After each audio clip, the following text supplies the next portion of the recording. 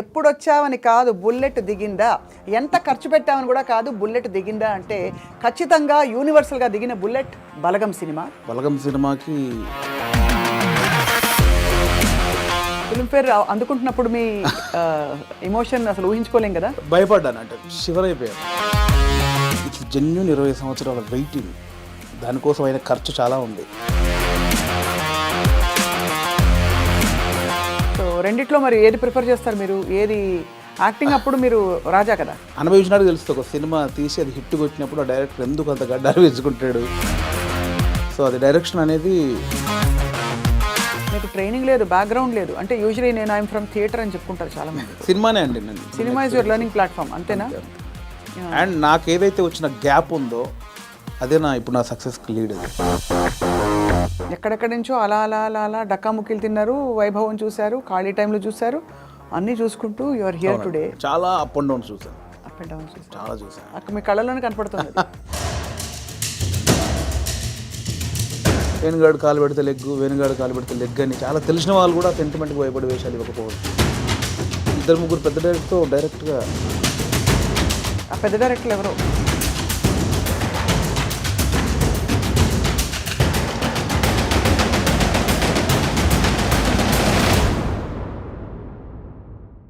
Hello and welcome to this candid conversation exclusively on iDream. ఎప్పుడొచ్చావని కాదు bullet దిగిందా, ఎంత ఖర్చు పెట్టామని కూడా కాదు బుల్లెట్ దిగిందా అంటే ఖచ్చితంగా యూనివర్సల్గా దిగిన బుల్లెట్ బలగం సినిమా.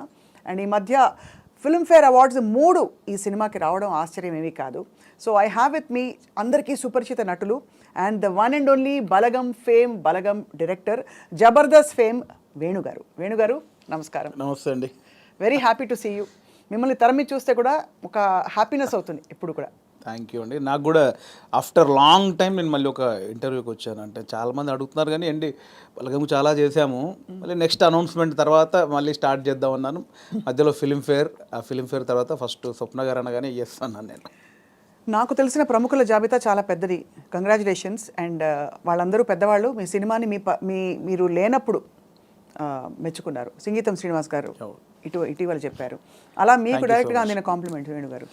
బోలెడండి. అంటే మళ్ళీ బలగం గురించి మాట్లాడితే ఆడియన్స్ బోర్ ఉండొచ్చేమో.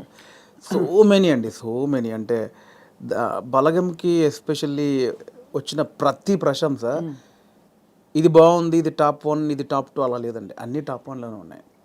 అంటే ఎవరు ఆ సినిమా గురించి మాట్లాడినా వాళ్ళ కళ్ళు, వాళ్ళ బాడీ మొత్తం ఆడుతున్నట్టు నాకు తెలుస్తుంది. ఎగ్జైట్మెంట్ తెలిసిపోద్ది కదండి. కంగ్రాచులేషన్స్ హిట్ కొట్టావు వేరు, దాని గురించి ఎక్స్ప్లెయిన్ చేయడానికి మన మాటలు లేవని వాళ్ళ బాడీలోనే షివరింగ్ నేను చాలా చూసాను. సో బలగం సినిమాకి లెక్కలేనని ఉన్నాయి, నాకు ఇది ఒక్కటే అని చెప్పలేనని ఉన్నాయి. ఫిల్మ్ఫేర్ అందుకుంటున్నప్పుడు మీ ఎమోషన్ అసలు ఊహించుకోలేం కదా. భయపడ్డాను, అంటే షివర్ అయిపోయాను. అంటే బలగం రిలీజ్ అయిన 1.5 year తర్వాత జరిగిన ప్రోగ్రామ్కి లోపల ఏదో చిన్న షివర్ అయిపోతున్నాను. బేసికలీ ఇది నిజమా కాదా అంటే కాన్ఫిడెన్స్ అంటే డెఫినెట్లీ కొడతామని ఉంది. దానికి బిఫోర్ ప్రజెంటేషన్స్ అన్నీ చూస్తుంటే అది ఒకటే బ్యాలెన్స్ ఉంది, డెఫినెట్లీ వస్తుంది అని ఒక ఉన్నా కూడా అనౌన్స్ చేసిన తర్వాత స్టేజ్ మీదకి వెళ్ళేటప్పుడు కూడా చిన్న షివరింగ్ అయ్యి వచ్చేసినాయి. ఎందుకంటే సీరియస్గా ఒక కెరియర్ స్టార్ట్ అయిన దగ్గర నుంచి లైక్ 2000 నుంచి నేను ఇండస్ట్రీలో ఉన్నాను. యాక్టర్ని 2003-4 ఆ టైంలో అయ్యాను. అవును. అప్పటి నుంచి ఒక పెద్ద స్టేజ్ మీద ఒక అవార్డు తీసుకోవాలి, అదే యాక్టర్గా, అప్పుడు యాక్టర్నే కాబట్టి యాక్టర్గా తీసుకోవాలని ఉంది. నా ఫస్ట్ మూవీకి సంతోషం అవార్డు నాకు ఇచ్చారండి. దాని తర్వాత మళ్ళీ 20 సంవత్సరాలు పట్టింది. 2023లో జై సినిమా అనేది యాక్టర్గా కమిట్ అయ్యాను. 24లో రిలీజ్ అయింది. 24లో మళ్ళీ 2004లో సినిమా రిలీజ్ అయితే 2024లో మళ్ళీ అప్పుడు అవార్డు తీసుకున్నాను, సంతోషం అవార్డు. మళ్ళీ 20 సంవత్సరాల తర్వాత మళ్ళీ తీసుకున్నాను. సో ఆ గ్యాప్లో ఎన్నో క్యారెక్టర్లు చేసి మనకు ఈ అవార్డు ఫంక్షన్లలో తీసుకోవాలి ఎన్ని కలలుగానే ఉంటాను. అందుకే ఆ రోజు స్టేజ్ మీద కూడా చెప్పేశాను, ఓపెన్గా చెప్పేశాను, ఎన్ని నిద్రలేని రాత్రులు, ఎన్ని సిగరెట్ డబ్బాలు, ఎన్ని మందు బాటిళ్ళు, ఎన్ని ఆశలు. అది ఎవరో కాదు, ఇట్స్ జెన్యూన్ 20 సంవత్సరాల వెయిటింగ్, దానికోసం అయిన ఖర్చు చాలా ఉంది. అందుకే ఆ స్టేజ్ మీద నాకు చెప్పాలనిపించింది. అది చెడు కావచ్చు, మంచి కావచ్చు, నేను ఎంత వేదన పడ్డాను అంటే నా అవార్డు కోసం కదా, ఒక సక్సెస్ ఏదో ఒకటి ప్రూవ్ చేసుకోవాలి, ఇండస్ట్రీ అంతా ఒక్కసారి నన్ను చూడాలి. దానికోసం రెగ్యులర్గా అంత ఆరోగ్యం పాడైపోయింది. అంటే అది ఆరోగ్యం పాడవడం అనరు, బట్ నా జెన్యూన్ ఫీలింగ్ అది. అది ఎన్ని రాత్రులు, ఎన్ని డిస్కషన్లు, ఇవన్నీ జరిగాయి కాబట్టి అదంతా ఇంత సాలిడ్గా మళ్ళీ ఒక ఫిలింఫేర్లో ఒక ఇయర్కి బెస్ట్ డైరెక్టర్, బెస్ట్ మూవీ, అది టాప్ నాచ్ అవార్డ్స్ అవి. అందుకనే ఇప్పుడు ఇంకా మీ లీగ్ మారిపోయింది. ఇంకా వీళ్ళ వేణుగారు గుర్తుపడతారా లేదా అనుకున్నాం మీ అందరం. అదేం లేదండి, బలగం వేనే ఎప్పుడు కమెడియన్ వేనే. అంతేనా? ఇంక 20 సంవత్సరాల తర్వాత కూడా నన్ను కమెడియన్ వేన్గా చూడవచ్చు, నాకు అది ఇష్టం బాగా. కానీ మీకు చాలా స్ట్రాంగ్ ప్రెజెన్స్ అండి యాజ్ అన్ యాక్టర్, కమెడియన్ కూడా. ఆ తెర మీద కొద్దిసేపు వచ్చినా కూడా ఒక్కసారి అంటే కొంతమందికి ఆ లగ్జరీ ఉంటుంది. సో రెండిట్లో మరి ఏది ప్రిఫర్ చేస్తారు మీరు? ఏది యాక్టింగ్ అప్పుడు మీరు రాజా కదా. డెఫినెట్లీ డైరెక్టర్ అనేది ఒక చిన్న పాయింట్ ఎక్కడో తగులుద్ది కదండి. ఏ డైరెక్టర్ ఒక చిన్న పాయింట్ ఎక్కడో ఫ్రెండ్స్ చిట్చాట్లోనో లేదా నిద్రలోనో ఏదో డ్రైవింగ్ చేస్తున్నప్పుడు సంబంధం లేని టైంలో ఒక చిన్న ఫ్లాష్ అవుతుంది ఏదో, ఏ రైటర్కైనా ఇది బాగుందే అని. స్వప్న గారు ఉన్నారు నాకు పరిచయం. స్వప్న గారు నాకు పొద్దున ఇలా సరదాగా అనిపించింది, ఎలా ఉంది అంటే స్వప్న గారు ఒక రియాక్షన్ ఉంటుంది, ఏ భలే అని. ఆ ఒక్క చిన్న ఐడియాకి ఇంకొకటి సపోర్ట్. ఇది ఒక 10 మంది ఒక 100 మంది దగ్గరికి వెళ్ళేసరికి ఇది పాయింట్గా చేయొచ్చు. అక్కడ నుంచి పేపర్ ఒక కథ రెడీ అవుతూ ఉంటుంది. అక్కడ నుంచి ఒక ప్రొడక్షన్ దగ్గరికి వెళ్ళిన బడ్జెట్లు, గోల, ఇవన్నీ రైటింగ్, సాంగ్స్ ఇవన్నీ జరిగి స్క్రీన్ మీదకి వెళ్ళేసరికి ఒక రూపం వస్తూ ఉంటుంది. దాని తర్వాత మనకి ఎడిటింగ్లో ఒక ప్రాపర్, దాని తర్వాత ఆర్ఆర్, దాని తర్వాత మిక్సింగ్, అంటే ఎక్కడో ఒక చిన్న పాయింట్ కళ్ళ ముందు అలా రూపాంతరం చెంది. అంటే లైక్ బేబీ అండి, ఒక బేబీని కడుపులో పడ్డప్పటి నుంచి బయటకు వచ్చేదాకా తెలియదు. అవును, అంత ఉంటుందండి డైరెక్షన్. సో ఇది ఎప్పటికైనా ఇది గోల్డెన్. అంటే అనుభవించినట్టు తెలుస్తుంది. ఒక సినిమా తీసి అది హిట్ కొట్టినప్పుడు ఆ డైరెక్టర్ ఎందుకు అంత గడ్డాలు వేసుకుంటాడు, ఎందుకంత ఎగ్జైట్ అవుతాడంటే నాకు అనుభవించాక తెలిసింది దాని కష్టం. అంటే ఒక 5 years దాని వెనకాల నేను పడ్డ జర్నీ అంతా నాకు తెలుసు కాబట్టి. సో అది డైరెక్షన్ అనేది చాలా గొప్ప విషయం అండి, గొప్ప విషయం, ఒక గొప్ప ఫుల్ఫిల్మెంట్ మీకు. అంతే. అంటే కంప్లీట్ ఒక థాట్ దగ్గర నుంచి ఎండ్ వరకు మనమే చూస్తాం దాన్ని. అవును. అండ్ యాక్టింగ్ అనేది అది కూడా అంటే నా నెక్స్ట్ సినిమాలో ఒక మంచి సెటప్ ఉంటుంది దానికోసం, అది కూడా సూపర్ అండి. అది నేను రెండు ఏది అంటే నేను చెప్పలేను, ఇది ఫ్రెష్గా అనుభవిస్తున్నాయి. కానీ ఇప్పుడు మీరు ఇలా అవార్డ్ విన్నింగ్ డైరెక్టర్ అయిపోయారు కాబట్టి కొంచెం ఎక్స్క్యూజ్ మీ అన్నట్టు ఉంటానేమో అందరి మీతో. అదేం లేదు, నేను ఎప్పుడు దాన్ని నమ్మను. అలా ఎక్స్క్యూజ్ మీ అంటే నేను స్టేజ్ మీద మాటలు చెప్పనేమో. అంతేనా? అయితే ఇప్పుడు యాక్టింగ్ ఆఫర్స్ వచ్చినా వస్తాయి, కంటిన్యూ చేస్తారు? చాలా వస్తున్నాయి. బట్ నా రెండో సినిమా మీద అంటే ఇప్పుడు నాకు బలగం ద్వారా మీరే చూశారు, చాలా రెస్పాన్సిబిలిటీ వచ్చింది. అవును, దాంతో భయం వేస్తోంది. అంటే ఇంతమంది డెఫినెట్లీ నన్ను ఆశీర్వదించిన వాళ్ళందరూ మళ్ళీ నా సినిమా చూస్తాను, వాళ్ళని సాటిస్ఫై చేయాలి అనేది బాధ్యత, భయం ఎక్కువైపోయింది నాకు ఇప్పుడు బేసిక్గా. అందుకే ఈ సినిమా వరకు నేను పెద్దగా యాక్టింగ్ వైపు వెళ్ళట్లేదు. సినిమా తర్వాత డెఫినెట్లీ మళ్ళీ అంటే చిన్న చిన్న క్యారెక్టర్లు చేస్తున్నాను. Close friends, 3 days character, 5 days character, lengthy క్యారెక్టర్లు అయితే చేయదలుచుకోలేదు. కానీ ఇప్పుడు ఎలాంటి కథలు చెప్పాలి మీరు అనుకుంటున్నారని మిమ్మల్ని అడిగితే ఏం చెప్తారు మీరు? మిమ్మల్ని మూవ్ చేసే కథలు ఇప్పుడే నాకు డెఫినెట్లీ మట్టి కథల మీద ఎక్కువ నాకు ఉంటుందండి. రియలిస్టిక్ థింగ్, కొంచెం ప్రాక్టికల్గా ఉన్న విషయాలను చెప్పాలనేది నాకు ఉంటుందండి ఎక్కువ. నా చిన్నప్పటి నుంచి చిన్న ఫీలింగ్ అదే. ఇంట్లో పెరిగిన వాతావరణం, మా ఫాదర్ పెరిగిన వాతావరణం, మా ఫాదర్ చిన్న కమ్యూనిజం, ఆయన చిన్న కమ్యూనిస్టు. సో తెలియకుండా అదే బ్లడ్ ఉంది నాలో. సో అందుకే చిన్న అటువైపు వెళ్తుంది నాకు. కమర్షియల్ అనేది మేబీ ఫ్యూచర్లో చేస్తానేమో. ప్రజెంట్ అయితే మైండ్ అంతా నేను చిన్నప్పుడు నా జీవితంలో, నా జర్నీలో జరిగిన విషయాలు చాలా ఉన్నాయి, చాలా ప్రాక్టికల్ విషయాలు ఉన్నాయి. చాలా జనాల్ని అంటే రెగ్యులర్ కమర్షియల్ అన్నీ చేస్తున్నాం కదా, ఒకసారి చూసి బలగంలాగా ఆలోచించి అరే ఇది కదా మన చుట్టూ ఉన్నాయి కదా అని ఆలోచించే విషయాలు చాలా ఉన్నాయి నా వరకు అయితే. సో అది ఎంతవరకు చెప్పే పరిస్థితి ఉందో తెలియదు, చెప్పేంత వరకు చెప్తాను. చాలా సంతోషకరమైన విషయం ఏంటంటే వేణుగారు, ఇప్పుడు ఇక్కడ తెలంగాణ రాష్ట్రం నుంచి టాలెంట్ ఎంత బ్లాసమ్ అయ్యి ఎన్ని చక్కటి మట్టి కథలు వస్తున్నాయి, ఎంత మంచి టాలెంట్ ఉంది అసలు. చాలా ఏళ్ళు ఆల్మోస్ట్ బయటికి రాలేదు అనిపిస్తుంది. ఆమె రాంగ్? నేను తప్పుగా మాట్లాడేది కరెక్ట్గా చెప్పాను? కరెక్ట్ అండి. ఇప్పుడు బయటకు రావడం, కట్టలు తెంచుకుని ఒక్కొక్కళ్ళు అంటే ఇక్కడ ఈ గడ్డ మీద ఉండే ఆలోచన ఏంటది, ధాటి అంటారు చూడండి, ఆ కన్విక్షన్ అది చాలా గొప్పదండి. అంటే మట్టి నుంచి పుట్టిన కథలు కదా. అంతే అండి. ఇంతకుముందు ఇక్కడ ప్రాంతం వరకు ఏంటంటే కొంచెం చదువు లేక ఆకలి చౌలు ఇక్కవరకే ఉంది. బట్ అక్కడ సృజనాత్మకత కూడా ఉంది, చాలా ఉంది. అంటే ఇటువైపు ఎన్ని కథలు ఉన్నాయి, అటువైపు ఎన్ని కథలు. ఎక్కడైనా మనుషులు ఉన్న చోట చాలా కథలు ఉంటాయి. అవును. సో ఇక్కడ కథలు కూడా ఇప్పుడు వస్తున్నాయి. అందుకే ఇప్పుడు అంటే ఎట్ ప్రజెంట్ నా మూడంతా ఇక్కడే ఉందన్నమాట. నా జర్నీలో నేను చాలా కథలు చూశాను, అందులో ఒకటి బలగం. సో ఇంకా చాలా కథలు చూశాను. అవును. సో అవన్నీ చెప్పొచ్చు, దాన్నే కమర్షియల్గా చెప్పొచ్చు. ఇప్పుడైతే మరి మీ రెండో సినిమా వివరాలు అడగచ్చా ఇంకా టూ సూనా? సూన్ అండి, సూన్ డెఫినెట్లీ. అంటే అఫీషియల్గా నా ప్రొడక్షన్ నుంచి వచ్చినప్పుడు అడిగితే బెటర్. నో డెఫినెట్గా. కానీ అందరికీ క్యూరియాసిటీ ఏంటంటే బలగం తీసిన తర్వాత మీరు చాలా జాగ్రత్త పడాలి ఇంకా రెండో సినిమాకి అదే అండి. అదే స్థాయిలో మెప్పించాలి, ఇంకా ఎక్కువ మెప్పించాలి వీలైతే. మరి ఏంటి మీ ఆలోచనలు దాని మీద? ఉందండి, కథ అయిపోయింది, ఆల్మోస్ట్ కథ అయిపోయింది. ఇంకా అఫీషియల్గా అనౌన్స్ చేస్తాం త్వరలో. మళ్ళీ డెఫినెట్లీ నన్ను ఎవరైతే ప్రేమించారో, ఆశీర్వదించారో వాళ్ళని ఒప్పిస్తానని నమ్మకం అవుతుంది. నా కథ అయితే ఇప్పటివరకు అయితే ఖచ్చితంగా ఒప్పిస్తానని నమ్మకం అవుతుంది. అంతకుముందు కామెడీ యాక్టర్గా జబర్దస్త్లో మీ జర్నీ ఎలా ఉండేది వేణు గారు?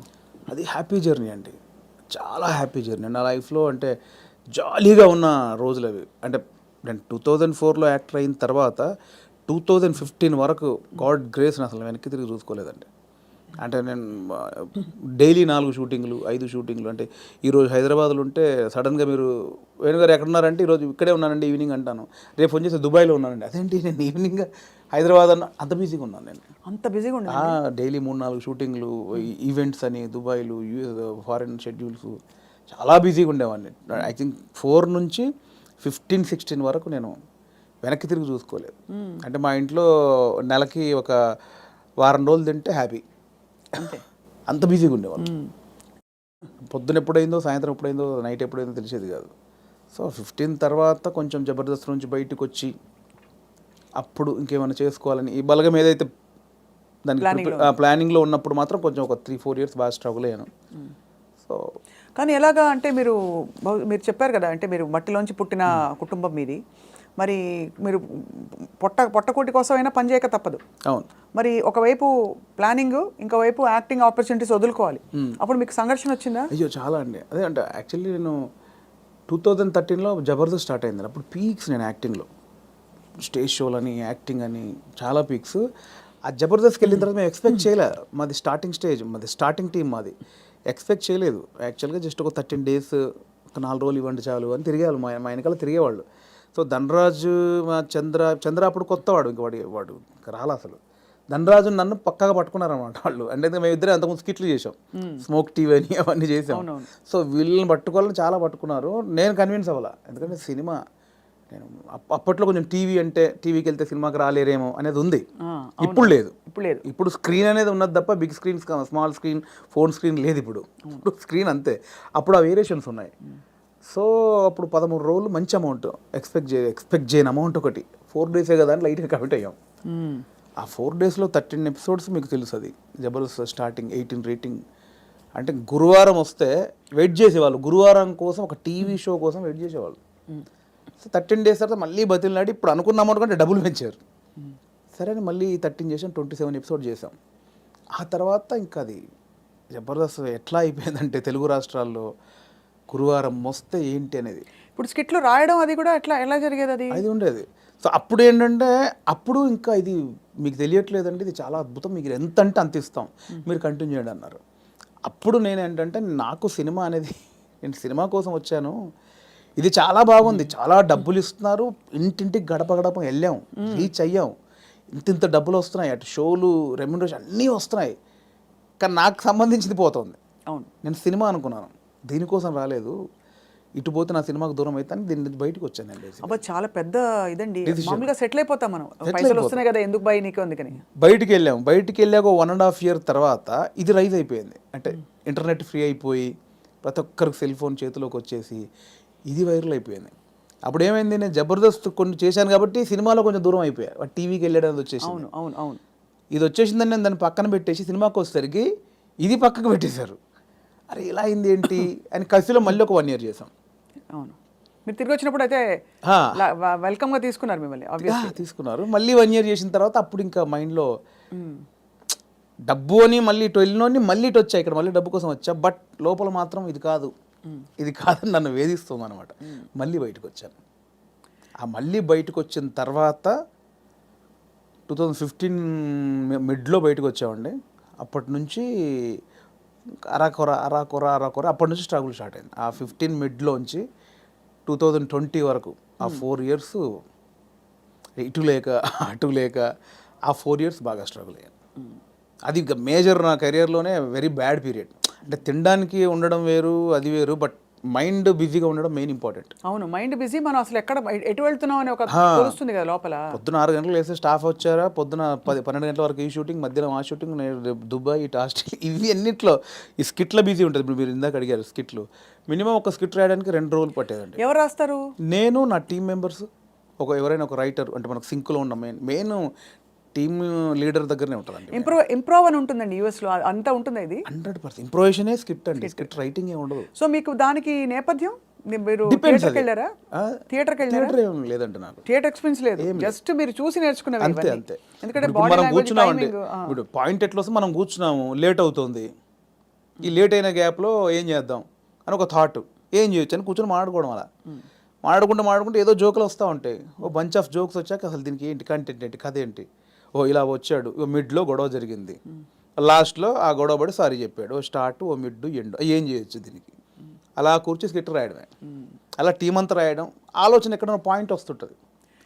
అది టైమింగ్ ఎడిటింగ్లో అసలు అంటే మా టైంలో అయితే ఎడిటింగ్ సెన్స్ లేకుండానే దింపేసేవాళ్ళం అండి. నింపేశారు. ఇప్పుడు ఎలా ఉందో నాకు తెలియదు.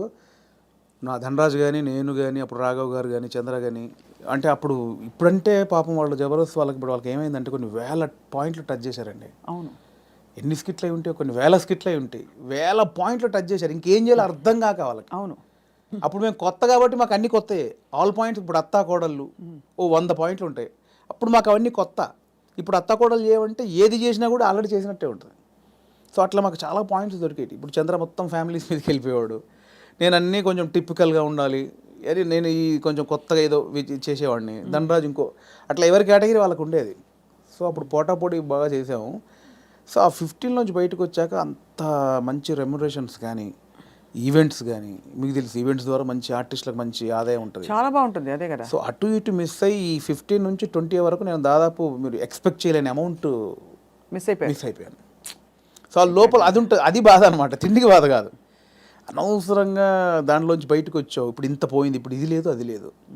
ఇప్పుడు మన బతుకులకి నువ్వు వచ్చిన నేపథ్యానికి అది చాలా పెద్ద అమౌంట్. దాన్ని మిస్ అయిపోయామే, తప్పు చేసామా, ఒప్పు చేసామా, అనవసరంగా సినిమా అని ఓ పెద్ద బిల్డప్ ఇచ్చుకొని బయటకు వచ్చావు, ఇక్కడ ఇది లేదు, అక్కడ అంతా సాలిడ్ అమౌంట్ మిస్ అయిపోయి ఏంట్రా తప్పు చేసామనే గిల్ట్ ఒకటి ఉంటుంది చూసారా, ఆ గిల్ట్ ఎక్కువ పోయిన అనమాట. అవును, లక్షల సంపాదన వదులుకోవడం అంటే ఈజీ విషయం కాదు.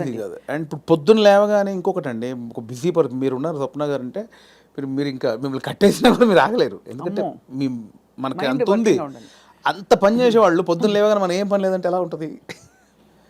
అదే బిగ్గెస్ట్ కామెడీ స్కిట్లా ఉంటుంది. అంతే, అది దానంత నరకం ఉండదు. పొద్దున్న లేవగానే ఆ స్కిట్, షూటింగ్, అట్ట ఇట్ట మైండ్ అలా పెట్టే మైండ్కి ఏమీ లేదంటే అది దానంత నరకం ఇంకోటి ఉండదు. అలా ఒక 3 సంవత్సరాలు ఫేస్ చేసిన తర్వాత ఆ ఫ్రస్ట్రేషన్లోంచి వచ్చిన ఐడియానే బలగం.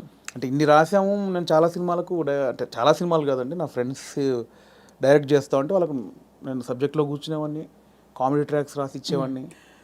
అండ్ సినిమాలో మేము కామెడీ సినిమా షూటింగ్ చేస్తూ ఉంటే ఏదైనా మనం ఇంప్రూవ్ చేసిన పంచ్ ఉంటుంది, అది స్క్రీన్లో చూస్తే పేలింది అంటే నాకు ఆలోచించే ఉంది. ఇప్పుడు స్కిట్లు నేను ఆల్మోస్ట్ ఒక 100 స్కిట్లు రాసా, వర్కౌట్ అయినా చాలా, అంటే నా ఆలోచన నుంచి పుట్టినాయి కదా. సో నాకు నేను ఎందుకు చేసుకోకూడదు, అంటే ఇప్పుడు ఒక అవకాశం ఒకరు ఇస్తారు, డెఫినెట్లీ అందరు ఇస్తేనే ఇక్కడ దాకా వచ్చాను. బట్ ఇప్పుడు ఇంత మనకు ఒక నాలెడ్జ్ వచ్చిన తర్వాత కూడా వెయిట్ చేయడం ఎందుకు అనేది ఆ 3 సంవత్సరాలు వచ్చిన ఇది. అక్కడ సరే నేనే హీరోగా చేసుకుందాం, నేనే రాసుకుందాం, నాకు ఒక కథ రాసుకుందాం, నన్నే ఇలా ప్రజెంట్ చేసుకుంటే దాన్ని చూసి వేషాలు వస్తాయి మళ్ళీ అనే దాంట్లో నేనే ఒక పాయింట్ అనుకుందామని స్టార్ట్ చేసిన జర్నీ. ఒక 3-4 పాయింట్లు అనుకొని అవన్నీ రెగ్యులర్గా ఉన్నాయి. ఇలా అయితే నన్ను ఎందుకు చూస్తారు, చాలామంది అలా వస్తున్నారు కదా. నన్ను చూడాలంటే మళ్ళీ నేను కొంచెం బ్యాక్వర్డ్ అయి ఉన్నాను, ఇప్పుడు నన్ను కొత్తగా చూడాలి, కంప్లీట్ ఆపోజిట్గా చూడాలి, అది ఏం చేయొచ్చు. చాలా సాహసోపేతమైన జర్నీ అది. అలా ఏం చేయొచ్చు అన్న పుట్టినప్పుడు థాటే ఒక చావులో ఎలా ఉంటుంది అంటే, నేను మా నాన్న జరిగిపోయినప్పుడు ఉన్న సిచ్యువేషన్స్ అన్నీ ఫనీగా చూసాను. ముందు ఎమోషన్ కాదు, అది ముందు ఫనీగా చూశాను. అంటే ఇప్పుడు తెలంగాణలో ఏంటంటే చేదునూరు అని ఉంటుంది, అంటే చుట్టం చూపు వాడు వచ్చినప్పుడు వాళ్ళని ఓదార్చిన తర్వాత చేదునూరు అనేది ఉంటుంది. అంటే ఇంత మందు తీసుకొచ్చి, ఇంత చికెన్ మటన్ తీసుకొచ్చి నా వంతుగా నీకు ఒక భరోసా ఇచ్చి, నీ బాధని తొలగించి ఈ వచ్చిన వాళ్ళు ఇస్తారు. అంటే ఆచారం ఏంటంటే అండి, ఇప్పుడు నేనున్నాను, నాకు ఒక మా ఇంట్లో ఎవరో చేదు జరిగింది, ఎవరో చనిపోయారు, చేదు జరిగింది. మా బావనో మా మావయ్యను బావ మరుదు ఎవడు ఆడు వచ్చి నన్ను ఓదార్చి సరే బావ జరిగిపోయిందని ఈ బాధను దూరం చేయాలి. నాకు ఏదైతే ఆ మిస్సింగ్ ఫీల్ ఉందో దాన్ని దూరం చేయగలని ఏం చేయాలి, ఇంత మందో బిందో తీసుకొచ్చి కాసేపు 2 గంటలు సపోర్ట్ ఉండి కడుపు నిండా తినబెట్టి ఏం కాదులే నేను ఉన్నానులే అని సపోర్ట్ ఇచ్చే వెళ్ళే విధానం అనమాట అది. కరెక్ట్, అవును. సో అదొక ఆచారంగా వచ్చింది, చేదు నోరు అంటాం. ఇప్పుడు పెద్ద ఫ్యామిలీ అనుకోండి, ఇప్పుడు ఇప్పుడు ఇప్పుడు ఇప్పుడు బాంబేలో ఉంటారు ఒకరు బావంట ఆయన, అక్కడ 10 మంది చుట్టాలు ఉన్నారు, ఇక్కడ చనిపోయింది కంపల్సరీ రావాలి, వస్తారు, ఈ ప్రక్రియ కూడా చేయాలి. ఇప్పుడు 10 మంది 10 రోజులు ఉండలేరుగా, 2 రోజుల్లో చేసి వెళ్ళిపోవాలి. అవును. సో 10 మందిది వీడు తాగాలి, నేను తాగాలి, తినాలి. తాగాల్సిందేనా అంటే బాంబే నుంచి వచ్చాడండి పాపం, అంతే కదా, మా బావకి ఇలా జరిగిందని ఏదో ఆయన తృప్తికి చేసే, నేను ఒక ముక్కనాన్న తినకపోతే ఆడేమనుకుంటాడు, ఫీల్ అవుతాడు కాబట్టి చేయాలి, కంపల్సరీ. సో ఈ ప్రాసెస్ మా నాన్న జరిగింది అనమాట. మాది పెద్ద కుటుంబం, మా అమ్మకి నేను 9వ వాడిని, మా పెదనాన్నలు 6, మా మేనత్తలు 3. ఆహా. సో మా ప్రతి పెదనాన్నకి ఫ్యామిలీ మినిమం 10 మంది, 7 మంది, 8 మంది, వాళ్ళందరూ వచ్చి అందరూ 200 మంది మా కజిన్స్ ఉంటారు, అన్నయ్యలు వదినలు వాళ్ళ పిల్లలు అందరూ వచ్చేసి ఏమైపోయిందంటే ఆ 11 రోజులు మా నాన్నది చనిపోయిన నెక్స్ట్ డే నుంచి మార్నింగ్ ఒక సెటప్, 11 o'clock ఒక సెటప్, 1 o'clock ఒక తప్పదు. దీనిలో ఏం జరుగుద్ది, ఇప్పుడు నేనున్నాను, మీరు వచ్చారు, రాగానే సరే బావ ఇలా జరిగిందంటే సరే కూర్చో తాగదు అంటే కాదు కదా, మీరు అడుగుతారు ఎలా జరిగింది బావ ఏంటి అంటే నేను చెప్పాలి, నేను ఇలా ఉన్నట్టు నాన్న చూస్తూ అని ఏడవాలి. ఓకే అయిపోయింది. ఇప్పుడు 12 o'clock ఇంకోటి వచ్చాడు, వానికి కూడా సేమ్ ఏడవాలిగా. రాగానే రాబావ కూర్చోండి, వాడు మళ్ళీ చూసేవాడు ఒక కంట నీరు కూడా పెట్టలేదు, వాడు రాగానే తాగినని వాడు అనుకుంటాడని వాని కోసం మళ్ళీ సేమ్ ప్రాసెస్. ఏమైందంటే నానిలా లేడు అన్నీ అంటే నాకు అలా ఉంది. ఎలా జరుగుతుందంటే వస్తున్నారు, తాగుతున్నారు, ఏడుస్తున్నారు, తింటున్నారు, పంటున్నారు, ఏడుస్తున్నారు, ఏంద్రా అది. అప్పుడు నా చిన్న వయసు 99లో మా నాన్న చనిపోయినప్పుడు ఆ వయసులో నాకు అది అనిపించింది, మీరు సెలబ్రేట్ చేసుకుంటున్నారా, బాధపడుతున్నారా, ఎంజాయ్ చేస్తున్నారా అనేది ఒకటి ఉంది, ఎప్పుడో చూసినది. అది ఇక్కడికి షిఫ్ట్ అయిందనమాట. ఎలాంటి కథ చేయొచ్చు అదే అదే అదే అదే అన్నప్పుడు మా ఫ్రెండ్ ప్రదీప్ అద్వైతం అని ఇప్పుడు నెక్స్ట్ వైజయంతి మూవీస్లో పెద్ద సినిమా చేస్తున్నాడు. సో నాకు బెస్ట్ ఫ్రెండ్ అనమాట. సో తను ఏంటంటే ఒకసారి 10 days కనిపించలా, మళ్ళీ వస్తే డార్లింగ్ ఎక్కడికి వెళ్ళామంటే ఇట్లా మా పెద్దనాన్న చనిపోయాడు రా, గమ్మతుంటుంది మన తెలంగాణలోని, మా తాగుడు గోల ఇలా ఏడుపు అని అన్నాడు. అది స్ట్రైక్ ఏదో బాగుంది కదా అని ఒకసారి రివెండ్కి వెళ్తే మా నాన్నది ఇంత జరిగింది కదా ఫన్ ఇక్కడ, ఇది కదా మనం ఆపోజిట్గా చెప్దాం అనుకున్నాం, అక్కంచెలు మొదలైన కథ. సో అప్పుడు ఒక 4 సీన్లు రాసుకొని ఫ్రెండ్స్కి చెప్తే వాళ్ళు హిలీరియస్గా నవ్వి దానికి ఇంకో 4 సీన్లు వేసి. కానీ ఇక్కడ విశేషం ఏంటంటేనండి, జబర్దస్త్ కావచ్చు ఇది కావచ్చు, చాలా సీరియస్ అంశాలని లైటన్ చేయడం ఈజీ కాదు. సెంటిమెంట్స్ హర్ట్ అవుతాయని ఒక బాధ ఉంటుంది కదా. ఇప్పుడు మీరు పిల్లలు పుట్టలేదు ఒక జంటకి, దాని మీద మీరు జబర్దస్త్లో ఒక స్కిట్ రాయాలనుకోండి, చాలా మంది హర్ట్ అయిపోతారు, నీకు అసలు మనసుందా, నువ్వు సమాజంలో బాధ్యత గలవాడిగా, ఇవన్నీ అడుగుతారు ఆబ్వియస్లీ కదా. అలాంటిదే చావు కూడా చాలా పర్సనల్, చాలా ఇది. కానీ ఇందులో మీరు ఒక విధమైన హ్యూమరు, లైఫ్లోని చాలా సటిల్గా జరిగిపోయే ఇవన్నీ తీసుకొచ్చారు చూడండి. అది దాన్ని కూడా మన పెద్దవాళ్ళు చెప్పిన నిదర్శనాలు అండి నిజంగా. అంటే ప్రతి విషయంలో మీకు సీరియస్నెస్ ఉంటుంది, కామెడీ ఉంటుంది. ప్రతి ఇన్సిడెంట్లో మీరు కామెడీ, ఇప్పుడు ఇది సీరియస్ అనుకోండి ఒక చావు అనేది, ఎగ్జాక్ట్ లేకపోతే కామెడీగా తీసుకుందాం, కానీ దానిలో కూడా సీరియస్ ఉంటుంది. ఇది చావు అనేది సీరియస్ అనుకోండి, దానిలో మనం కామెడీ చెప్పాను నేను, కానీ ప్రాపర్గా ఒక కామెడీ ఎపిసోడ్ ఉందనుకోండి, దాంట్లో సీరియస్ కూడా ఉంటుంది. మనం చూసే దృష్టికోణమే. నాకు ఒకసారి ఏమైందంటే అవునన్నా కాదన్నా అనే సినిమాకి మేము ట్రిప్కి వెళ్ళామన్నమాట. సో తేజ గారు, ఉదయ్ కిరణ్ గారు, సుమన్ శెట్టి, నేను, ధర్మవరం సుబ్రహ్మణ్యం గారు. ఆయన ఒక చోట ఒక మాట అన్నాడండి ఒక ఇంటర్వ్యూలో, ప్రెస్ వాళ్ళు అడిగారు, అదండి అందులో కొంచెం బూత్ ఉందండి, శృంగారం ఎక్కువ ఉందండి అంటే, ఆయన ఒక మాట, ఏ సందర్భమో నాకు తెలియదు, ఒక మాట నన్ను పడిపోయింది. ఏమైనా ఇప్పుడు ఎయిడ్స్ మీద సినిమా చూస్తున్నప్పుడు, ఎయిడ్స్ మీద అవగాహన కల్పించడానికి ఒక సినిమా చేస్తున్నప్పుడు ముందు శృంగారం చూపించాలి. వాడు ఎలా అడిక్ట్ అయ్యాడు శృంగారానికి, కొంచెం బ్యాడ్ రూట్ ఎలా పట్టాడంటే అవన్నీ చూపించాలి. కొంచెం ఆ రొమాంటిక్ అప్పీల్ చూపించినప్పుడే ఇది చెప్తావు, అది చూపించకుండా ఇది చెప్తే ఎవడు చూడ్డాయి అన్నాడు. కరెక్ట్, అంతే, అది నిజమే. మీకు అర్థమైంది? నాకు అందులో ఏదో దొరికింది నాకు. అంటే మనకు మంచి చెప్పినప్పుడు దానిలో చెడు కారణమైంది ముందు చెప్పినప్పుడే, ఇది చెడు, దీనివల్ల ఇది జరుగుతుందని చెప్తాం కదా. అవును, ఆ మంచిని పట్టుకుంటే సరిపోతుంది, పట్టుకోవాలి.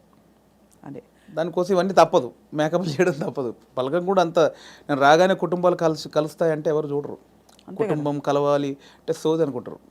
దానిలోనే మనం ఏం చేయొచ్చు, ఎలా చెప్పొచ్చు అనేది. కానీ ఎంత సూక్ష్మమైన ప్రయాణం మీలో జరిగిపోయింది చూడండి. మీ ఎదుగుదల ద్వారా ఎన్ని విషయాలు మీరు గ్రహించుకున్నారు. మీకు ట్రైనింగ్ లేదు, బ్యాక్గ్రౌండ్ లేదు. అంటే యూజువలీ నేను ఐఎమ్ ఫ్రమ్ థియేటర్ అని చెప్పుకుంటారు చాలామంది. మీకు సినిమానే అండి, నేను థియేటర్ సినిమా షూటింగ్లో చేసినప్పుడు cinema is your learning platform, అంతేనా? అండ్ నాకు ఏదైతే వచ్చిన గ్యాప్ ఉందో అదే ఇప్పుడు నా సక్సెస్కి లీడ్ అది.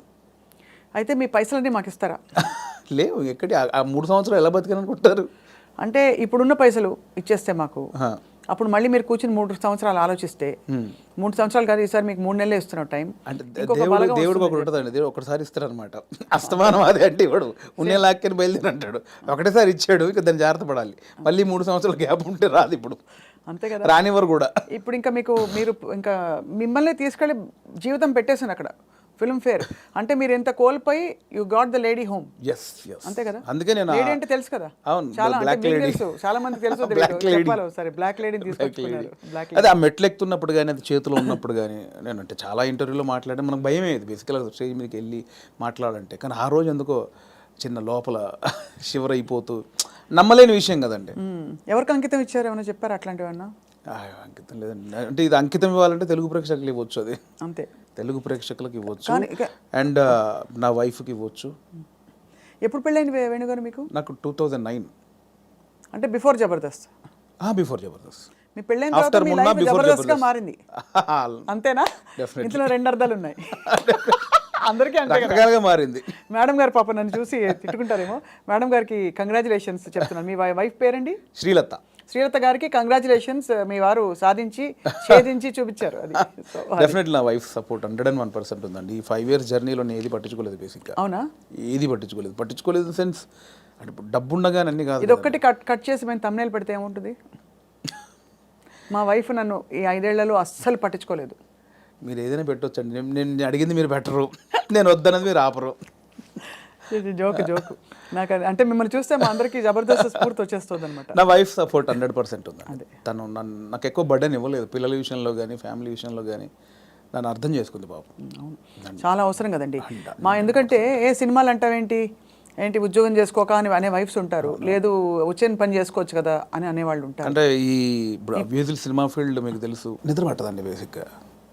11 అవుద్ది, 12 అవుద్ది, సినిమాలు చూస్తూ ఉంటాం, కళ్ళు స్ట్రెయిన్ అయిపోతుంటాయి, బెడ్ మీద పడుకుంటాం, అలా అయిపోతాయి కళ్ళు. అలా ఏదో మనకు పోలీసులు టార్చర్ చేస్తే అలా పెడతారు చూడండి, ఇప్పుడు పీపుల్స్ ఎన్కౌంటర్ సంథింగ్ సినిమాలో అలా పెడతారు, అలా అయిపోతాయండి. పట్టదు నిద్ర. అంటే ఎలా ఇది ఎట్లా ఏం చేయాలి ఇది ఓకే అవుద్దా కాదా, నెక్స్ట్ పాయింట్కి వెళ్దామా అని మళ్ళీ కూర్చుంటాం, మళ్ళీ ఏదో సినిమా పెడతాం, మళ్ళీ ఏదో చేస్తాం, అవ్వదు. అలా 5-6 అయిపోతాయి.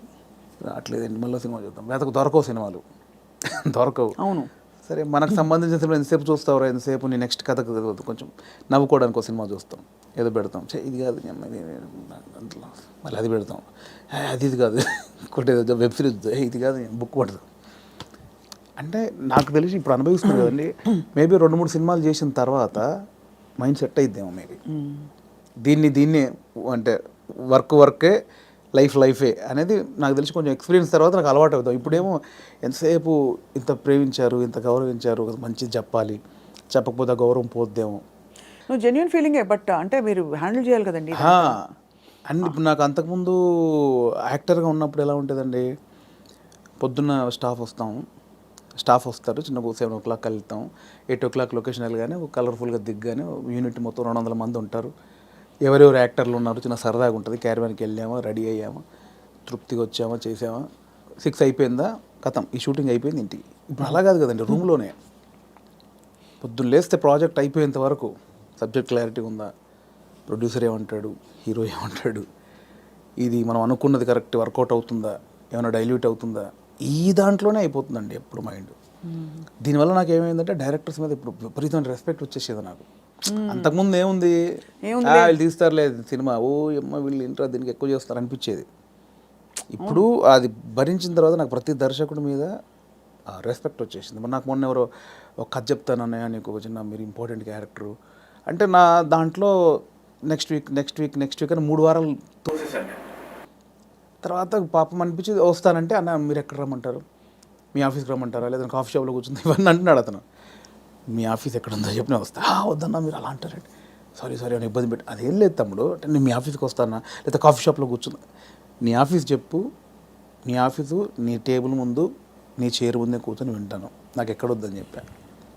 ఎక్కడో సందులో చిన్న సినిమా, అక్కడికి వెళ్ళి కథని వచ్చా. ఎందుకంటే నాకు ఆ రెస్పెక్ట్ వచ్చేసింది. అది చిన్న సినిమానే పెద్ద సినిమా అయినా పాపం వాడు ఎంతో టైం పెట్టి ఒక ప్రొడ్యూసర్ని ఒప్పించి ఆ టీంని సెట్ చేసుకొని ఆ ప్రాసెస్ ఉంటుంది చూసారా, అది అనుభవించాను కాబట్టి నాకు రెస్పెక్ట్ వచ్చేసింది. సీరియస్లీ మోసేవాడికే తెలుసు అంటారు కదండి కాబట్టి అవునవును, ఖచ్చితంగా. అది నొప్పి నాకు ఆఫ్టర్ డైరెక్ట్ అయ్యాక తెలిసింది నాకు. What an amazing me journey. ఎన్ని విషయాలు బట్ చాలా చిన్న వయసులో మీరు ఛాలెంజెస్, నాన్నగారు 99లో అవునవును చనిపోయారు కదా. అవును. తర్వాత ఎలా మీ కుటుంబ బాధ్యతలు, మీరు చాలా ఎంతమంది అన్నదమ్ములు? నాకు కుటుంబ బాధ్యతలు నాకేం లేదు, ప్రాబ్లం ఏం లేదండి. యాక్చువల్గా నాన్న చనిపోయే వరకు అక్కల పెళ్ళిళ్ళని అయిపోయాయి. సో 2 అన్నలు ఉండేవాళ్ళు, చిన్న అన్నయ్య కూడా పెళ్ళి అయింది. నేను మా అమ్మ మార్కెట్లో కూరగాయల వ్యాపారం చేసేవాళ్ళం. సో నాకు బాధ్యతలు లేవు బేసిక్గా. కూరగాయల వ్యాపారం చేశారు, ఇంకా ఉందా లేదా? ఇప్పుడు లేదు, అమ్మతో లాస్ట్ అయిపోయింది. నాది లాస్ట్, నా తర్వాత అమ్మ కొన్ని రోజులు చేసిన తర్వాత. సో నాకు బాధ్యతలు లేవండి అసలు. అక్కడ ఒకటి టెన్షన్ లేకుండా ఉంది. బట్ నేను ఊర్లో ఉన్నప్పుడే డబ్బులు సంపాదించాను కూరగాయల వ్యాపారంలో. ఇండస్ట్రీకి వచ్చాక మాత్రం నేను ఇంటి దగ్గర డబ్బులు అడుక్కొని రాలా. నాకు చిన్నప్పటి నుంచి చేసి ఎవరిని అది లేదు. రెండోది ఒకరి కింద పని చేయడం కూడా ఇష్టం లేదు నాకు. అంటే ఊళ్ళో లోయర్ మిడిల్ క్లాస్లో జీతాలు ఉంటారు, బట్టల షాప్లో కానీ కిరాణా కొట్లో కానీ. నేను ఎప్పుడు అలా లేను. కూరగాయల వ్యాపారం ఏంటంటే నా ఓన్ బిజినెస్ అది. అవును, నా ఓన్. అది 50 రూపాయలు వచ్చినా, నేను రోజుకి 50 రూపాయలు సంపాదించినా, 100 రూపాయలు సంపాదించిన, నా ఓన్ బిజినెస్ అది. నేను ఒకరి కింద నేను జవాబుదారి కాదు నేను బేసిక్గా. అంటే ఏదన్నా నేను హాఫ్గా నాకు లీవ్ కావాలన్నా ఒకరిని అడిగి లీవ్ పెట్టుకునే అవసరం లేదు నాకు, నా ఓన్. సో అది అలవాటు అయిపోయింది. సో అక్కడి నుంచి ఆ డబ్బులు సంపాదించే ఇది వచ్చింది కాబట్టి హైదరాబాద్కి వచ్చాక ఇక్కడ స్టార్టింగ్ స్ట్రగుల్ పీరియడ్లో మనకు మెయింటెనెన్స్కి చాలా ప్రాబ్లమ్స్ ఉంటాయి. నేను ఇంటి దగ్గర అడుక్కోవడానికి నాకు మొహమాట అనమాట. మనమే సంపాదించాం, మనం అడిగేది ఏంటి అని. సో అడగకుండా ఉండడం కోసం అప్పుడప్పుడు ఊర్లోకి వెళ్ళి ఒక 10 రోజులు కూరగాయలు అమ్ముకొని 1000 రూపాయలు సంపాదించుకొని, ఆ 1000 రూపాయలతో జాగ్రత్తగా ఒక 2-3 నెలలు ఉండి ఇక్కడ చాలా పడ్డానులేండి. చాలా ఇంటర్వ్యూలో చెప్పాము, చాలా స్ట్రగుల్స్ పడ్డాము స్టార్టింగ్లో. కాకపోతే ఆ ఊర్లో కూరగాయల వ్యాపారం, అక్కడ అనుభవం, ఆ 10 మందిలో తిరగడం. నేను మార్షల్ ఆర్ట్స్ చేశాను. నేను స్టేట్ లెవెల్ 2 టైమ్ ఛాంపియన్. నాకు 96లో సుమన్ గారి చేతుల మీద ఛాంపియన్షిప్ అందుకున్నాను నేను. సో ఆ మెచ్యూర్డ్ అయితే బెల్ట్ ఉందండి మీ దగ్గర? Brown belt holder. అప్పుడు షాओलिन కుంగ్ఫూలో నాకు ఒక 60-70 స్టూడెంట్స్. కరీంనగర్లో 2nd ప్లేస్ కొట్టాను, కరీంనగర్లో 1st ప్లేస్ కొట్టాను. ఎన్ని రంగాలు మిమ్మల్ని పిలిచే చూడండి. కళ, క్రీడలు. అంటే కళకు అదే నాందండి కరాటే అనేది. అంటే ఊర్లో ఉన్న వాళ్ళకి ఇది కాదు మన లైఫ్. ఇట్లా నా ఫ్రెండ్స్ లాగా ఇక్కడే పవర్ లూమ్స్ నడుపుకుంటూ కూరగాయలు అమ్ముకుంటూ ఇలా కాదు, ఏదో ఉంది అని. ఆ ఉన్న దాంట్లో చేయగలిగింది ఏంటి, ఏదో కరాటే నేర్పుతున్నారని అక్కడికి వెళ్తే అక్కడ టోర్నమెంట్లు, వేరే ప్రపంచం చూశాను నేను అక్కడ. అవును, చూసి దాంట్లో ఫ్యూచర్ లేదనిపించింది. అంటే ఫినాన్షియల్గా కానీ పేరు ప్రఖ్యాతులుగా కానీ దాంట్లో కొంచెం లేదు. నెక్స్ట్ ఏంటి, అక్కడ ఉన్నప్పుడు మన కూరగాయల మార్కెట్లో ఉన్నప్పుడు నేను మాట్లాడే మాటలు విని, నేను వేసే జోకులు కానీ పంచులు కానీ విని అందరు నన్ను బాబు మోహన్ బామ్మర్ది అనేవాళ్ళు. సో అక్కడ చాలామంది సినిమా యాక్టర్ తెలియకుండా ఒకటి నాటు పడిపోయింది. స్కూల్లో మనం మాటలకి, అంటే నేను కామెడీ చేస్తాను వాళ్ళకి తెలుసు, నాకు తెలియదు అది కామెడీని. మీరేంటి డైలాగులు, స్కిట్లు చూసి చేసేవారే, సీన్స్ చూసి చేసేవారా? అలా కాదండి, అలా కాదు. స్కిట్లు ఎట్లా అసలు? ఫస్ట్ స్కిట్ ఎప్పుడు వేసారు చెప్పండి మీరు? అఫీషియల్ స్కిట్ అంటే official skit either on stage or on TV? Official skit 90 అంటే స్కూల్లోనే? స్కూల్ కాదండి, స్కూల్లో అసలు చాలా సిగ్గు నాకు. ఓ, అంటే బ్యాక్ బెంచ్ అనమాట. బ్యాక్ బెంచ్లో తోపునే, చాలా సిగ్గు నాకు స్కూల్లో. అది రాగా ఇండస్ట్రీకి వచ్చాక వచ్చింది అది. స్కూల్లో చాలా సిగ్గు అండి. స్కూల్లో యాక్టివ్గా ఉండి పాటలు పాడి అదేం లేదు. ఆ టైప్ కాదు. బ్యాక్ బెంచ్లో మనం కూర్చున్నామంటే ఒరిజినల్ స్టేజ్ ముందు ఎంతమంది ఉంటారో దానికి డబుల్ ఉంటారు. అక్కడ సూపర్ స్టార్ని. కానీ చిన్న మైక్ అంటే శివరు, ఆ భయాలు నాకు ఇండస్ట్రీకి వచ్చాక పోయింది అది. సో అలా అయితే ఆ లెక్కన ఫస్ట్ స్కిట్ ఎప్పుడు వేశారు? నేను నా 10th ఫస్ట్ మైక్ బట్టి చిన్న అఫీషియల్గా వచ్చిన పర్ఫార్మెన్స్ లాంటిది. అంటే మా 10th క్లాస్లో మీకు ట్యూషన్కి వెళ్తాను చూసారా, గవర్నమెంట్ స్కూల్లో చదివే పిల్లలు. అవును, మ్యాథమెటిక్స్, సైన్స్, ఇంగ్లీష్కి ట్యూషన్కి వెళ్తారు. సో ఆ ట్యూషన్కి వెళ్ళే ప్రాసెస్లో ఆ స్కూల్లో పాట పాడాను నేను. నాకు 2nd ప్లేస్ వచ్చింది, మా ఇంకో అమ్మాయికి 1st ప్లేస్ వచ్చింది. అది నా ఫస్ట్ యాక్చువల్గా ఒక యాక్టర్గానో కళాకారుడిగా అది 10thలో. అది మా టీచర్స్, మా ఫ్రెండ్స్ ఇంకా నాతో అలిగి, అంటే నువ్వు ఎన్ని చాటుగా చేస్తావు, అన్ని అద్భుతాలు చేస్తావు, అక్కడెక్కడ మూలకి ఎవడు చూడకుండా చెట్ల కింద పుట్ల కింద అది జైరా అని వాళ్ళందరూ నన్ను ఒత్తిడి చేస్తే చాలా సిగ్గుతో అది పాడా. అది ఫస్ట్.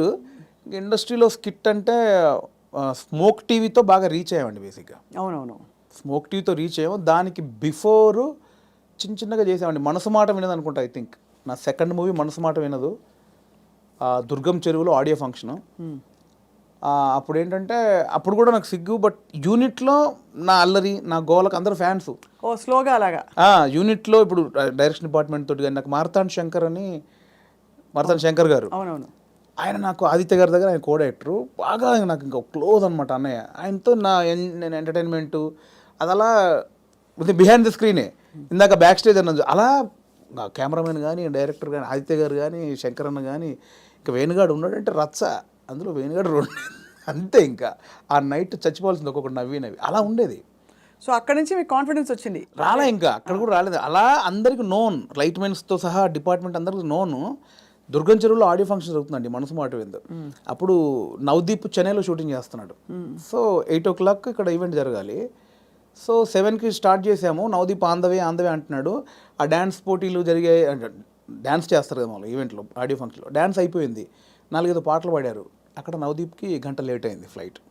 సో మీడియా అంతా వెయిట్ చేస్తున్నారు, హీరో రాలా. ఎలా అన్నీ ఫుల్ఫిల్ చేశారు, అన్ని స్పీచ్లు అయిపోయినాయి. ఇంకా ఒక అరగంట పడుతుంది ఆందవే అంటే టక్మని నాతో పాటు వెంకీ ఉన్నాడు, పొట్టే వెంకీ.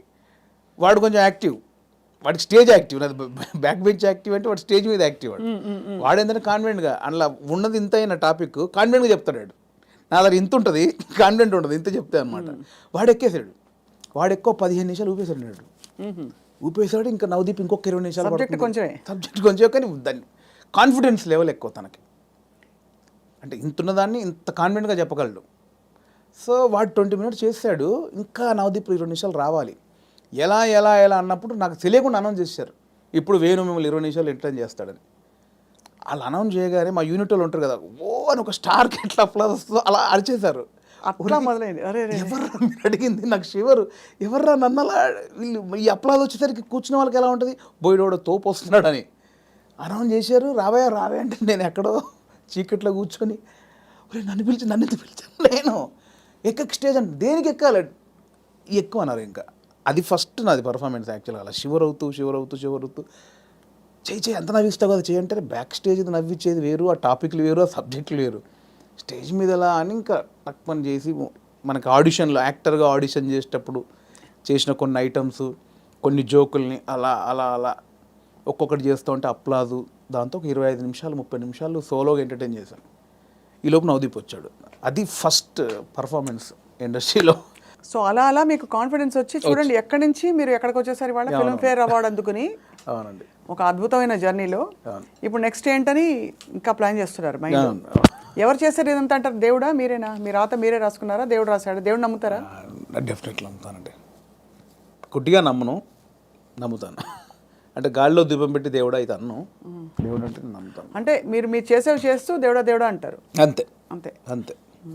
నాకు ఇప్పుడు ఒక చిన్న సపోర్ట్ ఉందని ఫీల్. నేను హనుమాన్ భక్తుడిని, సో ఆయన ఉన్నాడని ఒక నమ్మకం ఉంటుంది. సో అలాగే ఆయన ఉన్నాడని ఏం చేయకుండా కూర్చోను, ఏం చేసినా ఆయన ఉన్నాడు, చూసుకుంటాడు. స్ట్రాంగ్ వెళ్ళొచ్చు, మావాడు ఉన్నాడు కదా. ఇప్పుడే నాకు హనుమంతుడు వారు చెవిలో చెప్పారండి, బలగం 2లో నేనే కదా. డెఫినెట్లీ ఆ సబ్జెక్ట్ ఎవరు కోరుకుంటే వాళ్ళే ఉంటారు. డెడికేషన్ పెట్టారన్నమాట. లేదండి, అంతే. ఆ సబ్జెక్ట్లో స్వప్న గారు అవసరం ఉందనుకుంటే మీరు ఎక్కడున్నా మీ దగ్గరకు వచ్చి అది వచ్చి అలా అంతే. నో, బట్ యాక్చువల్లీ సీరియస్గా ఎంత ప్రౌడ్ ఫీల్ అవ్వాలండి మీరు. అంటే మీరు జస్ట్ మీ అడుగులు మీరు వెతుక్కుంటూ ఎక్కడెక్కడి నుంచో అలా డక్కాముక్కీలు తిన్నారు, వైభవం చూశారు, ఖాళీ టైంలో చూశారు, అన్నీ చూసుకుంటూ యు ఆర్ హియర్ టుడే. చాలా అప్ అండ్ డౌన్ చూశాను. చాలా చూసాను. అక్కడ మీ కళ్ళలోనే కనపడుతుంది. అంటే నేను 200 సినిమాలు చేశానండి, ఆల్మోస్ట్ 220 సినిమాలు చేశాను యాక్టర్గా. కమర్షియల్ హిట్లు నాకు రాలేదు. అంటే సాలిడ్ క్యారెక్టర్ చేసిన సినిమానేమో ఫ్లాప్ అవ్వడం, ఏదో ఒక చిన్న అరసీన్ ఉన్నది బ్లాక్ బస్టర్ హిట్ అవ్వడం. సినిమాల్లో ఒక సక్సెస్ఫుల్ సినిమాలో ఒక మంచి క్యారెక్టర్ పడితే తెలియకుండా సినిమాలు వచ్చేస్తాయి. నేను మంచి క్యారెక్టర్లు చేసిన ఏవి వర్కౌట్ అవ్వాలి. సో యాక్టర్గా వేణుకు చాలా మంచి టైమింగ్ ఉందని రాజమౌళి గారి దగ్గర నుంచి, సుకుమార్ గారి దగ్గర నుంచి, పెద్ద వాళ్ళందరూ, త్రివిక్రమ్ గారు, వినాయక్ గారు, పూరి జగన్నాథ్ గారు, మా గురుగారు తేజ గారు, అందరూ. కానీ ఒక కమర్షియల్ బ్రేక్ పడినప్పుడు వాళ్ళు ఎవరేం చేయగలిగారు? ఇప్పుడు నేను బలగం సినిమా చేశాను, నాకు తెలిసిన యాక్టర్లు ఎవరిని పెట్టుకోలేకపోయా. ఎందుకంటే ఆ సినిమా ఎవరిని కోరుకుంటుందో వారినే తీసుకుంటారు. ఎవరైనా అంతే కదండి, అటు బాగా చేస్తున్నాడని అందరూ తీసుకొని పెట్టుకుంటే అవ్వదు. ఇది బిజినెస్. నేనే పెట్టుకోలేకపోయాను కదా. సో అది రాలేదనే వేదన చాలా ఉండేదండి నాకు. అంటే నా బిఫోర్ వచ్చిన వాళ్ళందరూ సూపర్ స్టార్లు ఎదిగిపోతున్నారు, మనకు ఒక కమర్షియల్ హిట్ లేని కారణంగా, అన్నీ చేయగలిగి హిట్ లేని కారణంగా వెనకబడిపోయామనే ఒక ఆవేదన ఒకటి ఉంటుంది. అది చాలా పెయిన్ఫుల్. ఆ మధ్యలో వేణుగాడు లెగ్గు అని ఒక ఆ టైంలో అంటే చాలా సినిమాలు మంచి క్యారెక్టర్లు పోయేసరికి తెలియకుండా ఎవడో అని వేణుగాడు కాలు పెడితే లెగ్గు, వేణుగాడు కాలు పెడితే లెగ్ అని చాలా తెలిసిన వాళ్ళు కూడా సెంటిమెంట్కి భయపడి వేషాలు ఇవ్వకపోవడం, దేవా చూసారా, ఇలా చాలా పెయిన్ఫుల్ జర్నీలు జరిగాయి. ఇంత దారుణం అండి అసలు మాట అంటాం. బాధేస్తుంది కదా, డబ్బులు చాలా పెద్ద 2-3 పెద్ద డైరెక్టర్తో డైరెక్ట్గా కొంచెం విభేదించాను కూడా, అట్లా చాలా జరిగాయి. సో నేను కాదు కదా ఇప్పుడు మొన్న ఇప్పుడు టిల్లు అంటారు నన్ను, నేను నిలబడ్డాను కదా, అంతే కదా, నా ట్రాక్ తప్పు చేయలేదు కదా, ఇంకోటి నాకు ఎందుకు వేస్తారు అట్లా. అదొక చాలా పెయిన్ఫుల్ ఉండేది. ఆ పెద్ద డైరెక్టర్లు ఎవరో లేండి, అందరూ సహకరించిన వాళ్ళు అందరి నిమిత్తం మాత్రమే అండి. ఇక్కడ నేను ఇక్కడ దాకా వచ్చిన తర్వాత నేను ఎవరిని అంటే ఇప్పుడు అర్థమవుతుంది మీకు దేని వెనకాల ఏ రీజన్ ఉందని ఇప్పుడు అర్థం చేస్తారు. మీరు డైరెక్టర్ అయ్యారు కాబట్టి. నేను చెప్పాను కదా ఇప్పుడు నా సినిమాకి నా చిత్రం శ్రీను దగ్గర నేను 1.5 year టచ్ బాయ్గా పనిచేశాను, చాలామందికి తెలుసు. అతనికి నేను వేషం ఇవ్వలేకపోయాను. మా తాగబోతు రమేష్ ఇప్పుడు నాతో మాట్లాడడానికి ఇప్పటికి కోపమానికి రచ్చరవి క్యారెక్టర్ నేను చేయలేనని ఇప్పటికీ నా మీద కోపం 100 సార్లు తిట్టుంటాడు. నేనంటే ఇప్పుడు నన్ను గొంతు పిసికి చంపేస్తాడు వాడు. రచ్చరవి క్యారెక్టర్ నేను చేయలేనా, నాకు తెలంగాణ రాదా అని. కానీ నాకు అదే డైరెక్టర్గా నాకు ఆ క్యారెక్టర్లో రవే కనిపించాడు, రమేష్ కనిపించలే. ఇక్కడ టాలెంట్ బేరీజ్ వేయడం కాదు, నాకు వాడైతే సెట్ అవుతుంది అనిపిస్తోంది. అట్లా నా దగ్గర ఎంతున్నా కూడా పెద్ద డైరెక్టర్లు అందరూ నాకు వేషం ఇవ్వలేదంటే ఆ సినిమాకు వాళ్ళకి 100 బాధలు ఉంటాయి నాకు ఇప్పుడు తెలిసి వచ్చింది. అంతకుముందు తిట్టుకొని ఉన్నాను, బట్ ఇప్పుడు నాకు తెలిసి వచ్చింది ఏ సినిమాకి ఆ సినిమా బాధలు ఉంటాయి. సో అంతకుముందు తిట్టుకున్న దర్శకులందరూ నేను మనస్ఫూర్తిగా సారీ చెప్పుకున్నా ఎప్పుడో, ఇప్పుడు అంతే ఇందువల్ల మీరు మాకు ఇవ్వలేదా అని. ఎందుకంటే ఇప్పుడు నాకు తెలుస్తుంది కదండి, ఇప్పుడు నన్ను వచ్చి నాకు ఎందుకు రమేష్ నేను సమాధానం చెప్పలేకపోతున్నాను ఇప్పుడు, అంతేగా, అంతే తెలిసి వచ్చింది. మీరు అన్నది కరెక్ట్, మీకు తెలిసి వచ్చిందంటే అర్థమైంది ఇప్పుడు. సో బట్ డెఫినెట్గా మీరు ఐ థింక్ మీరు మంచి సినిమాలు మంచి కథలు చెప్తారని అందరికీ కాన్ఫిడెన్స్ వచ్చేసింది. మొన్నే సంగీతం శ్రీనివాసరావు గారు కూడా మెచ్చుకోవడం మిమ్మల్ని, అలాగే చాలామంది అంటే పరోక్షంగా మిమ్మల్ని మెచ్చుకున్న విషయాలు కూడా చాలా ఉన్నాయి. బలగం సినిమా ఒక బెంచ్ మార్క్ అయిపోయింది వాళ్ళ ఇండస్ట్రీలో. అంటే ఒక ఇన్నోవేటివ్ నావెల్ స్టోరీతో ఇన్నోవేటివ్ విధానంలో ఎక్కువ బడ్జెట్ లేకుండా మనసుని హత్తుకునే సినిమా ఎలా తీయచ్చో వేణుగారు చేసి చూపించారు. దానికి గాను మీకు ఫిల్మ్ఫేర్ అవార్డుతో పాటు మా అందరి తరఫు నుంచి thank you so much for opening the doors. చాలామంది మీలాగా ఇప్పుడు ఔత్సాహికులు గివప్ చేయకుండా ఖచ్చితంగా మీలాగా ప్రయత్నించుకుంటూ వాళ్ళ దారి వెతుక్కుని ఇండస్ట్రీ ఎంత పెద్దదో ఎంత సముద్రం ప్రూవ్ చేసి చూపించారు వేణుగారు. Thank you so much. Congratulations once again. Thank you. And మీ ఇంటికి ప్రతి కిటికీలో మేము వచ్చి ఇలా కనపడుతూ ఉంటాం అనమాట అప్పుడప్పుడు. అంటే వెతుకుంటుంటే మీరు అలా రైటర్ అలా రాసుకుంటూ ఉంటారు కదా, అప్పుడు మేము వచ్చి ఇలా అలా అంతసేపు అలా ఏమి రాసుకోవడాలు ఉండవండి. అంతేనా? అంతసేపు రాసుకోవడాలు ఏమి ఉండవు. ఆ రాసిన తర్వాత అది ఎప్పుడు జరుగుద్దని చూసుకోవడాలు ఉంటాయి తప్ప అవి ఉండవు. అది అంతా ఒక సెటప్ అయిపోతే దాన్ని ప్రాసెసింగే టైం ఎప్పుడైనా. ఎక్కువ గ్యాప్ లేకుండా నెక్స్ట్ సినిమా ప్లాన్ చేసేయండి వేణు గారు. షూర్ అండి. Thank you so much. Thank you.